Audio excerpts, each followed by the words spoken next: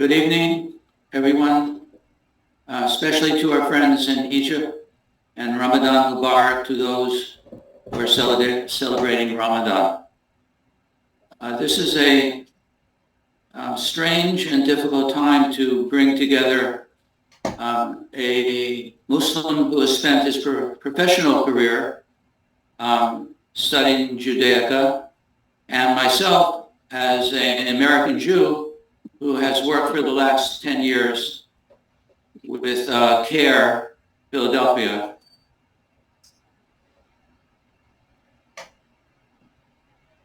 So the first question, we're going to ask the professor some questions in the beginning here, and then can also have comments and questions from the audience. So I'm sure I'm not the first person to ask you, but how did you, in all the possible topics to study, Chinese medicine, architecture in Argentina, exploring the Arctic, did you, of all places, end up studying Jewish civilization as a Muslim living in Egypt?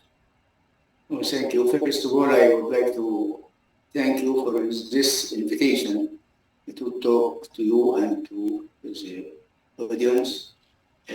Actually, I started Jewish studies how many years? Since 1967. Before the war or after the war? Yeah, I have been in high school in the war, in June, and joined the university after the war, a few months after the war, in October 67. So the war happened before I joined the university, but at that time, there is conflicts between Israel and the Arabs, but it is not the reason. The conflict, it was not the reason to join Hebrew studies, because Hebrew studies, there is places like Dar al-Ulum, students learn Hebrew in Dar al-Ulum. This is the faculty now, at that time, before CAIR University established, it was a school of Dar al-Ulum, teaching Arabic and Islamic studies. Mm-hmm. So Abu Ju'ayb, Israel Welfare, he was one of the Jews, Egyptian Jews, who teach in the university at that time. So actually, the reason was because I found at that time, beside what I heard about Israel at that time, I have been in secondary school. Before this, besides this, there is many things mentioned about Jews in Quran. So I wanted to know more about Jews, who there is many verses in Quran mentioned about Jews. So that is one of the reasons to teach, to learn, and to join the Department of Oriental Language there. This department is 3 branches: Hebrew, Turkish, and or Islamic language, Turkish and Persian, and Semitic language. And as far as my reading of the Quran goes, again, it's obviously an English translation. There are both positive and negative views of Jews in the Holy Quran. How do you deal with the surahs which came after Muhammad turned against the Jewish population, and the Jewish population fought against the Muslim forces initially? Well, Quran didn't mention Jews of these times now. we have to know the reason why this verse is revealed on Nabi Muhammad sallallahu alaihi wasallam. Yeah, there is events and something happened at that time from the Jews, especially of Medina at that time, or Khaybar, or this. So there is a certain reasons. So we have, when they make explanation or interpreters of the Quran, we have to know what is the reason of this, why this said in the Quran. So that is because also there is good verses in the Quran for the Jews, not everything bad from the Jews. My favorite is verse 548. If Allah had wanted to, he would have made all people the same faith. But he didn't do so because he wanted them to learn about each other and learn to cooperate as in a race. So I have learned that when I first came here to CAIR. Was there, after the Six-Day War and then leading up to October War, was there a growth in this people learning Judaica, Jewish studies, or did it fade away? In Egypt? Yes. In Egypt. Yes, actually in Egypt now, maybe 20 universities have program or departments of Hebrew studies. Maybe they have 20 departments about this.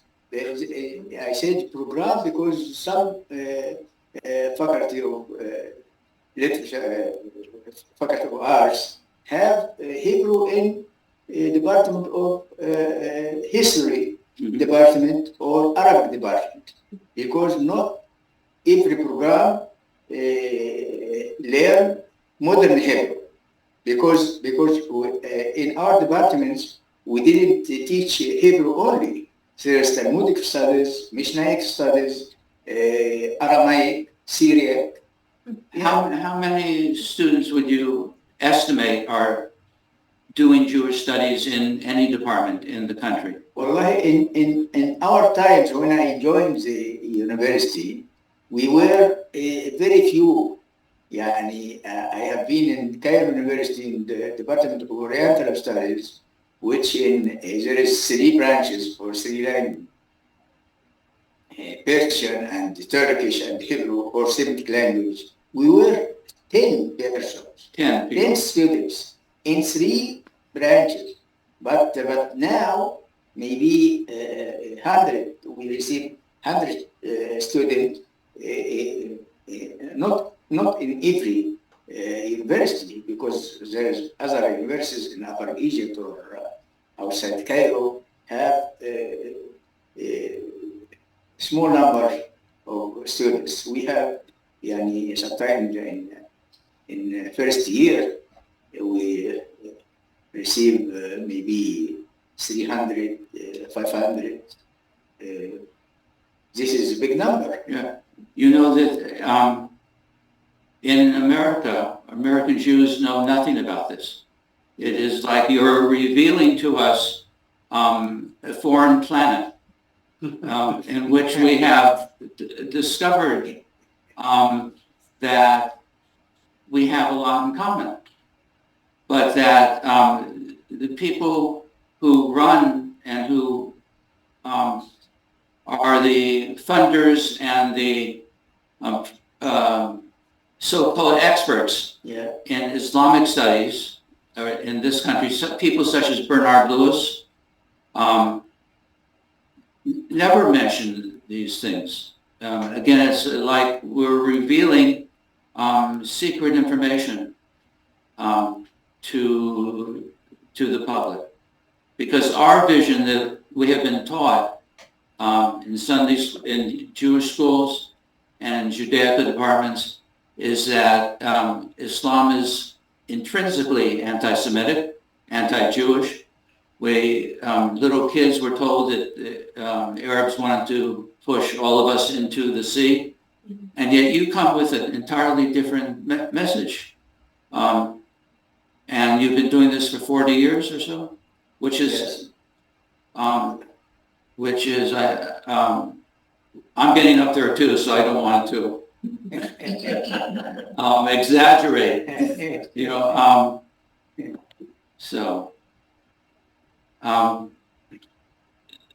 And today, I don't know what is the meaning of anti-Semitism or anti-Semitism, because we are Semitic. Arabs are Semitic. Right. So there is an anti-Muslim now, anti-Islam. We use the term Islamophobia. Islamophobia, yes. Which has come to represent the whole school of sort of people. But anti-Semitism is created by Israel, after Israel. After Israel created. But before that, Jews lived in golden age in Egypt or in Spain. In Andalus, they live, Maimonides as example. There's sometimes happened not from Islamic opinion, like what happened as example in the period of Hakim Abdullah in Fatimid Egypt as example. But by the end of Hakim Abdullah, who ordered Jews to wear something special clothes. Yes, but by the end of his period, everything, some Jews converted to Islam at that time. The same what happened in Andalus, the period of Muwahhideen. This happened, and the Muslim Maimonides converted to Islam by force. But Maimonides or other person who converted by force, it is okay to return back to his religion, because in Islam, if you converted to Islam and return back Ridda, it is not good.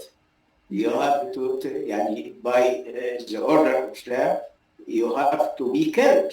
But if you force it for this, that is what happened with Maimonides in Egypt when he came back.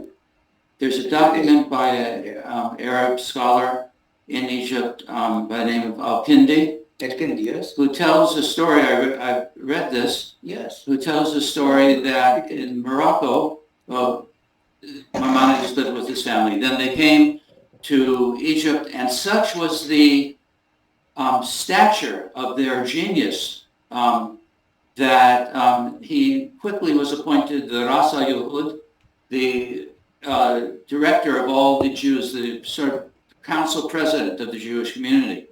And one day, a delegation from Morocco comes to greet Saladin, the liberator of Jerusalem, and brought it back into the al-Islam, the Muslim culture.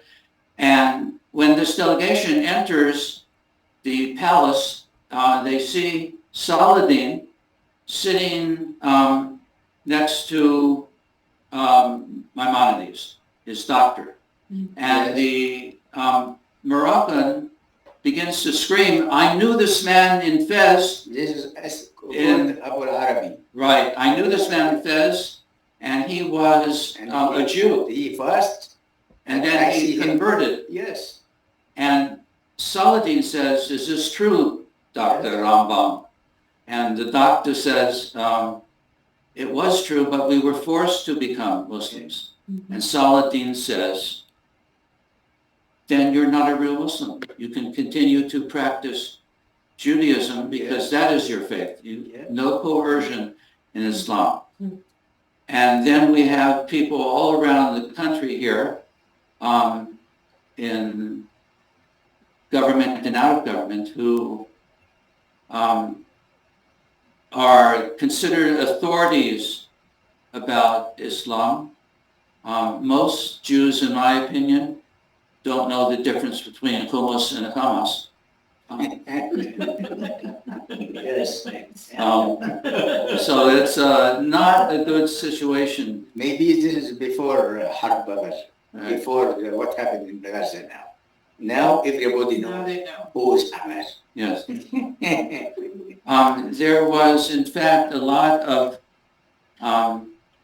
evidence around the time of the first Intifada in 87, 88, that Israel was helping Hamas get started.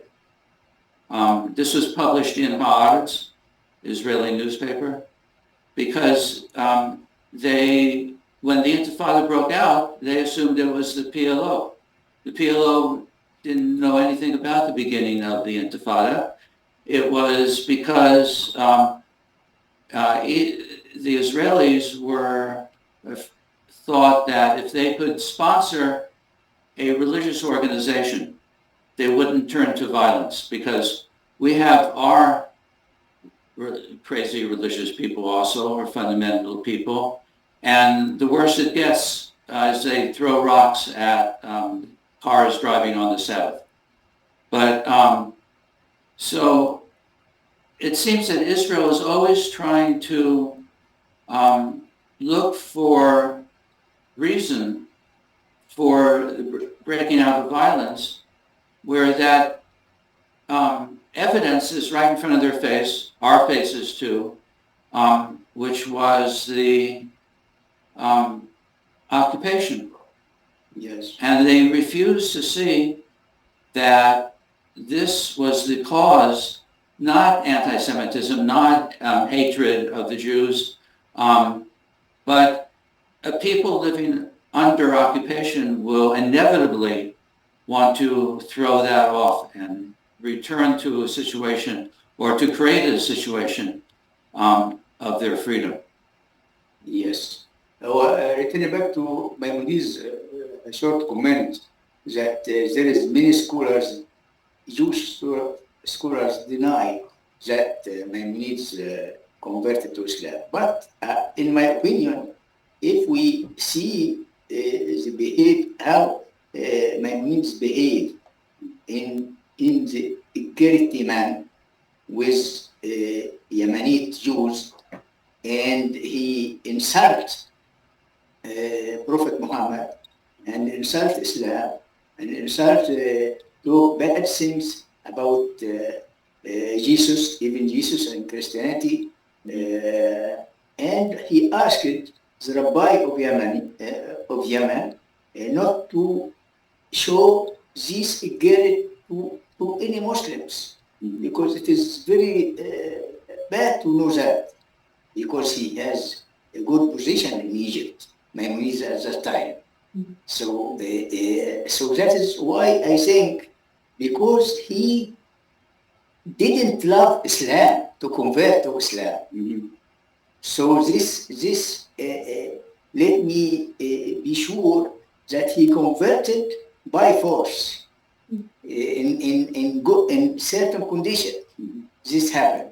So that if he returned to Judaism, it is okay. We can understand this. But about actually Hamas, I would say a story happened in 2007.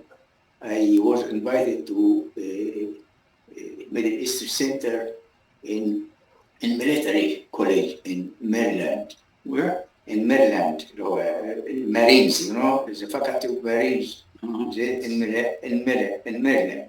So at that time, I think that I talk about, they asked me, I finished my existence in Saudi Arabia, I work, and they know that I talk about Malik Saud, King Saud, and his effort in the Israeli-Arab conflicts.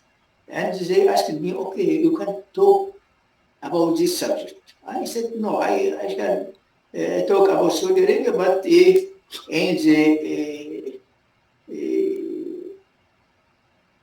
what King Abdullah offered for peace at that time. So when I astonished when I have been there, I think that 20 persons will be in a round table. I found 80 persons attend, 80 from the college, students and all the military persons, and one of them, when 2007, and after Israel withdrew from Gaza at that time. And at that time, Hamas won the elections before and became prime minister. This means that the question what I one of the audience said, let me ask you why Saudi Arabia help Hamas, support Hamas. My colleague, my friend, the director of the center, he said, if you don't want to answer, let me know. No, I said, why? So I said, the question it must be like that. You have to ask why Europe and America didn't support Hamas. Because if you want Hamas to throw the weapon and to fight against Israel, or you said that they are terrorists or tourists, and they invite them to leave this field. And they left this field and go to the election. And people from outside watch this election. Jimmy Carter. Yes. Was there. And they be in the government. Why Netanyahu or others didn't make any relation with them? They said at that time, Hamas is not a partner for peace. They denied. And Europe didn't make a relation with Hamas at that time. America the same. So what is the way Hamas go in? They throw the table and return back to fight. So you forced Hamas at the time to return back, to leave the diplomatic way and go back to fight. So you, by your behavior, your policy, push them to do that. The same now.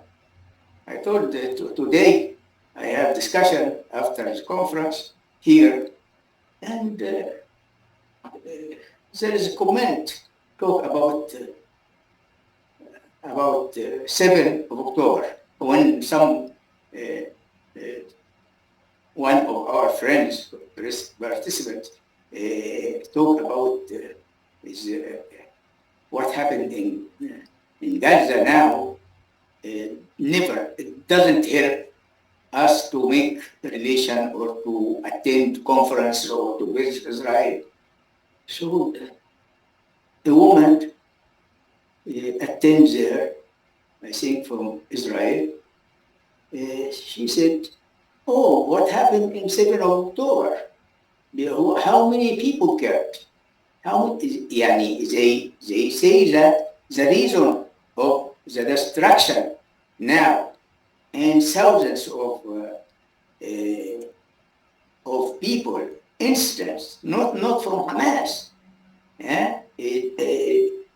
buildings fall down of them by the weapon of Israel.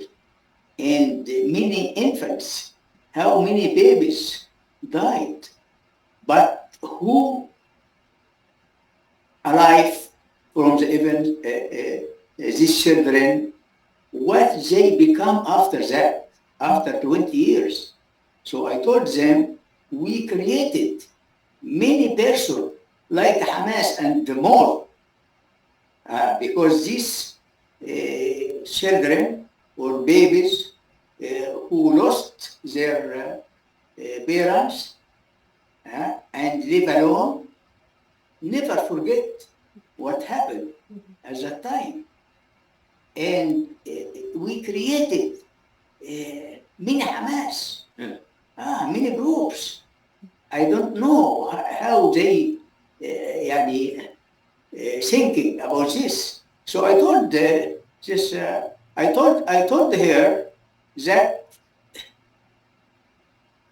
the beginning not 7th of October, the beginning 70 years territory occupied, and by the law of United Nations, every people, not only Hamas, every people everywhere have to do their best to kick out the occupier.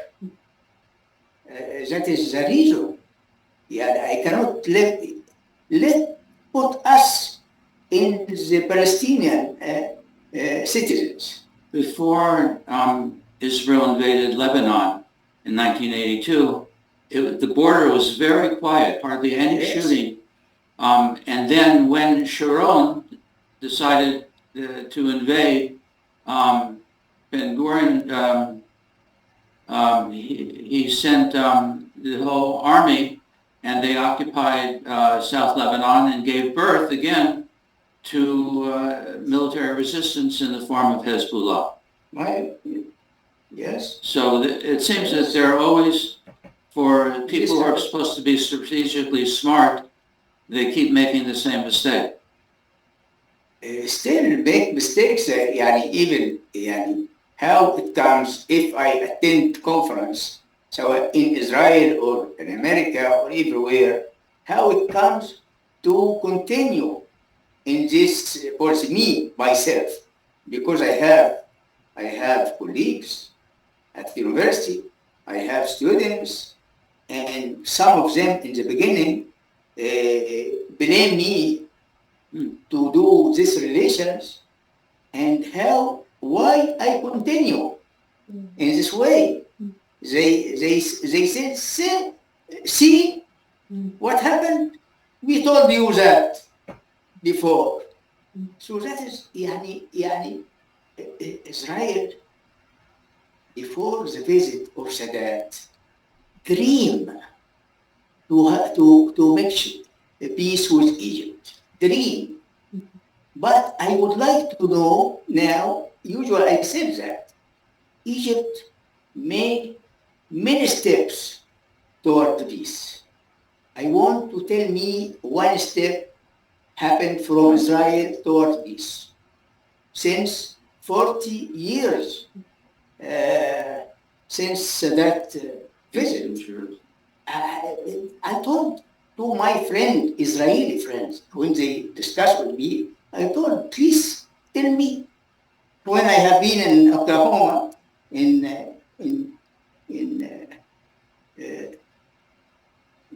thousands in Oklahoma, there Shlomo Gazette, you know him, Shlomo Gazette tell me this happened after wherever meeting. So when they asked Hamas, they asked Yasser Arafat to sign, and he refused to sign. And all the time he said, "Oh, say Yasser Arafat lose a good opportunity. He didn't sign. He refused." I said, "He didn't sign about what? Sign about to give him his land, his state, the state." He said, "We offer 90% and 97% for him, and he refused. Why 95? Why 97% for 3%? You lose, Israel lose this opportunity for the secure for her citizenship, her citizen. Because if you said that, it means that you want to take 3% without in reason. You have no right to take 3%. During the So that is during the occupation in Gaza, before Sharon gave an appearance yes. of giving it back, but actually kept Gaza under siege, there were 7,000 Israeli settlers Yes. living amidst 2 million Arab Palestinians in Gaza. Yeah. And I've heard the argument over and over again, well, they didn't want peace because they didn't take over our greenhouses. They smashed them to destruction. Why? If they wanted peace, they would have given the greenhouses. How many settlements established in West Bank? Right. And why you established this and make problems? I think that they established new settlement to let us talk about the settlements. We built 100 settlements. Okay, you can leave for us, Israel. Leave 50-50. Yani why you make a problem? And if you want or in the processing of peace, you have to stop everything till the problem solved, not to create new settlements to discuss about this. This is what Israel happened. Palestinian. Sorry, now, in the beginning of the war of Gaza, they won from the first day. They said in the cabinet, Israeli cabinet, that they want to kick out Palestinian in Gaza to Egypt. Not only Gaza. Yani the problem they claim that came from Gaza, Hamas in Gaza. What about West Bank? How many persons arrested during that time?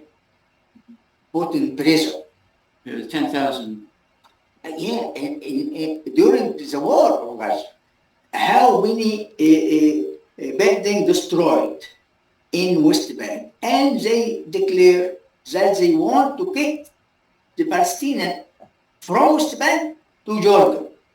Who agree with that? I am astonished from the silence of the world, the silence of the United Nations. Why you leave Israel? Yani, if Israel wants peace, Egypt, when signed the agreement, we didn't do this between Israel and Egypt. We looked forward to solve the problem, the issue of Palestine, to make a state for beside Israel, and solve not peace between Egypt and Israel only. That is what Egypt wanted at that time. Let us go to questions now. Yeah. How are we going to technically do this? People unmute themselves for the question. Did you hear it? You probably didn't. Or is there, we go to the chat room? People can unmute themselves if they have a question. So you can unmute yourselves and then we'd hear you. Correct? So any questions, comments?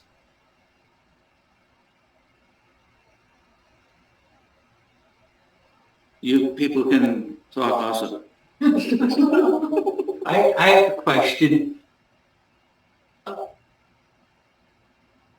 Sadat and Begin, can you tell us about the character of those two men and what brought them together, even though they were probably a little bit different in their approaches and why they were coming to the table? We would like to find a person strong, like Begin and Sadat. Yes, because no way prime ministers in Israel afraid to go or to make step to peace, because he think that he will destroy his history and it will be a black point in his history. The same in Egypt. Nobody can imagine or can dream that Sadat will go to visit Egypt, and he declared this to visit Israel.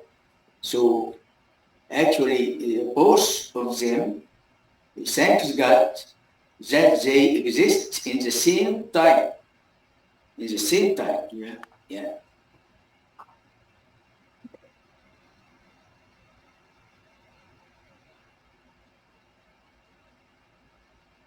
One of the things I heard from during this conference at UPenn,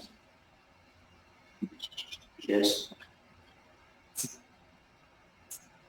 Was that during the Golden Age in Al-Andalus, there were approximately 90% of the Jewish population in the world lived in Islamic lands. Yes. And this is something, again, that most American Jews are totally unfamiliar with. So they, think that that there was no connection. But we know now, scholars have for the last century discovered the Islamic influence in Kabbalah, in Hebrew poetry, in cuisine, in music. And this we all owe to the spread of Islam around the Mediterranean. So, anybody else? Yeah, this is, we have to make difference between Spain and Al-Andalus. So if we talk about Al-Andalus, this Islamic Spain. Right. So you know that Jews escaped from Europe and Spain and moved to Andalus because they live in good environments. Mm-hmm. And if you read, or you may, Mark Cohen, if I mention Arab writers, no, I mention Jewish, my friend Mark Cohen, when he wrote his book, بين الهلال والصليب, between cross and crescent. Yes, he mentioned that the Jews at that time lived in golden age. Yeah, exactly this. What I find in that time under the Muslim regime. Yes, and that one of the prime minister, the vizier, the prime minister of Granada, and the prime minister of Granada and the general of their armed forces were Jews. Yes, yes.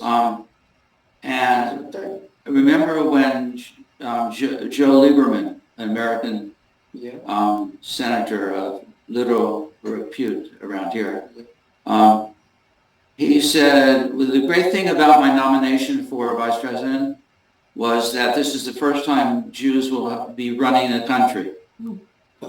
He, of course, left off Morocco, all across the Middle East, Leo Blum in Europe, what's the German Jewish politician who was killed in what? Killed in the early years of the Third Reich. Rathenau. So this shows you their how little their sources and their knowledge, and you see this their writings in the New York Times, which sometimes has very good articles. Very good article by Peter Bernard just happened, and sometimes horrible articles like today with David Brooke, whose son goes off to fight in the Israeli army, and he still can write, ignoring the conflict of interest of journalism, and be published in the New York Times. So, you know, I think that there is no problems between Muslims and Jews. Usually we repeat that. It's a problem with Arab or Palestinian and Israelis. And usually I said, not every Israeli not good. I mean that I have many Israeli friends, and there is Israeli against what happened now. There is Jews against. So in Islam, you know, if I didn't recognize Moses, and Moses have Torah mentioned in the Quran, but this is another issue because about if the Torah revealed in Moses or Moses 5 books, Moses saw it or not, because I teach critical schools, Old Testament, and even not me before, because I am a Muslim or Arabs, but critical school in the Western, in America, in Europe, talk about this. This is the Torah exists now. It is not, I didn't say a secret. Moses didn't see it. This is another issue. I don't want to say, but I want to repeat that there is no any problem or any bad relations between Jews and Muslims. The problem happened after the creation of Israel. Any problems happen. That is because what happened now and before. Because we have, usually I said that if there is no justice in this world, Palestinian, Israeli conflicts, no solution. We must be just in this. We have not a double standard. We have to, America only just yesterday agree with the United States didn't use veto. Allah, and let Israel 6 months killed and destroyed and no ceasefire. How it comes? And now you trust the United States to be a judge? No. Now, there's we have an to. election coming. Yeah. So, it's been a pleasure to hear you. I'm glad you had the opportunity to come to Philadelphia, and you are a great voice for peace and justice and freedom within your own society and throughout the Middle East. So it's been a great honor for us. Thank you very much. It was pleasure. I am glad to meet you again, and you are old friend with me, and I hope that everything solved in these problems, because we want peace all over the area of Middle East, not for Palestinian only, not for, because nobody agree with what happened in October. But we have to think why this happened. The history. Thank you very much. Thank you. Thanks, God.